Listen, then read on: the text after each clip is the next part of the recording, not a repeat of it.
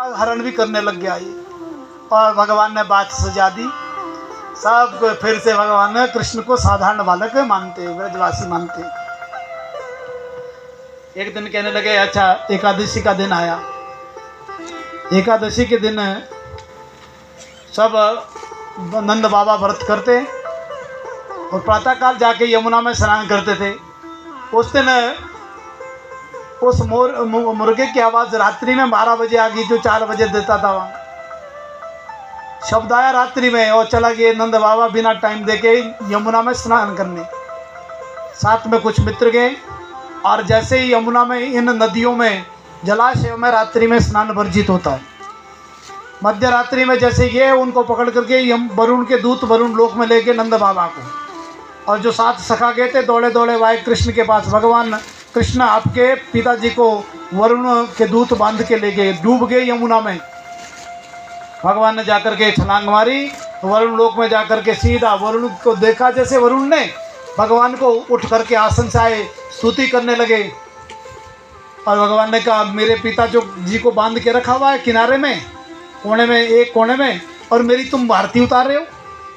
वरुण ने कहा कौन है आपके पिता? बोले ये जो सामने। नंद बाबा ये सारा दृश्य देख रहे। पहले पिताजी को खोलो, आसन पर बिठाया, अपना आसन दे दिया वरुण ने, और सब बातचीत हुई और नंद बाबा को लेकर के कन्हैया वापस आए। कन्हैया ने ये जब बात ब्रजवासियों के बीच कही, अब तो मुझे भी डर लग रहा है। जो गर्गाचार्य ने कहा था कि हाँ ये भगवान ही है, आया वरुण लोक में, वरुण खड़ा हो गया, इतना बड़ा देवता, और आरती करने लगा मेरे बेटे की। क्या ठाठ थी मेरे बेटे की उस वक्त। बोले चौड़ी छाती से मैं देख रहा हूँ आज, मेरे को खुलाया पहले और तब जाके बैठ गया वरुण के सिंहासन पर। ना जाने कौन से जन्म की रिश्तेदारी निकल गई वरुण से इसकी। डर के हमारे वरुण ने मुझे फटाफट खोला। ये बात नंद बाबा के बीच से, ग्वालों के बीच में जैसी बाबा ने कही, और उन सब ने कहा देखो कन्हैया तुम भगवान है कि नहीं है, हमें इस बात का कोई मतलब नहीं है, लेकिन एक बात जानना चाहते हैं, अगर आप भगवान है तो हमें अपने वैकुंठ के दर्शन करा दो।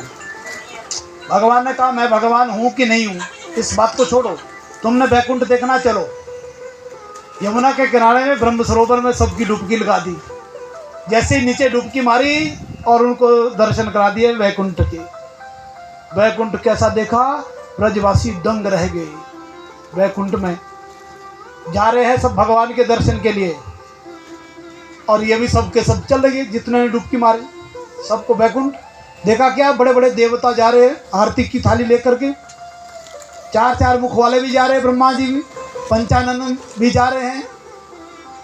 लेकिन ब्रजवासी तो जैसे शोर करते थे ऐसे ही एक ने कह दिया मौनम आस्ते शाम, ये वैकुंठ है, यहाँ बोलते नहीं है, चुपचाप रहो। हमने सोचा ये क्या ऐसा वैकुंठ हमने कहाँ डालना। थोड़े आगे के देखा क्या कि तुम्हारी क्या ठाट है वहाँ, कन्हैया की क्या ठाट है। एक शेषनाग के शैया पर 1000 फण वाले शेषनाग के ऊपर बैठे हुए,